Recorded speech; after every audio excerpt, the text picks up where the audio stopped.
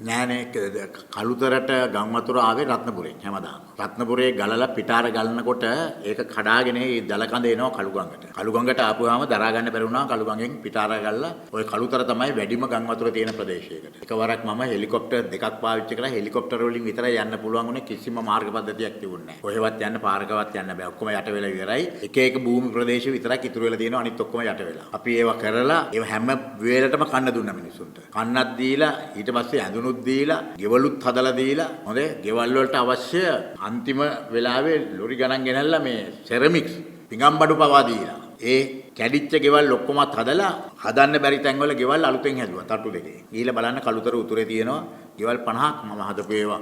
ඔය කළුතර පාලම් දෙක මැද්දේ ඉන්නවා. ඒ මිනිස්සු හැමදාම ගම් වතුරට මොකද කරන්නේ? පාරට එනවා. පාරට ඇවිල්ලා එතන ඉටිකොල ගහගෙන එතන තමයි ජීවත් වෙන්නේ. අද එක්කෙනෙක්වත් නැහැ. ඒකට ගෙවල් 50ක් හැදුවා මම තට්ටු දෙකට. හදලා ඒ මිනිස්සුන්ට දීලා අදත් ඒ මිනිස්සු අද ඒවා ඉන්නේ. ඒ විදිහට අපි කරේ.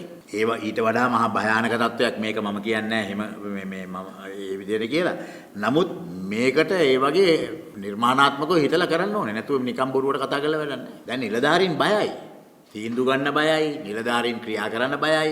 මොකද එකපාරට අල්ලස් කොමිසමෙන් දන්නනෝ එන්නේ කියලා. ඉතින් ඒකින්ද බයයි දැන්. කොහොමද කරන්න කියලා මේක.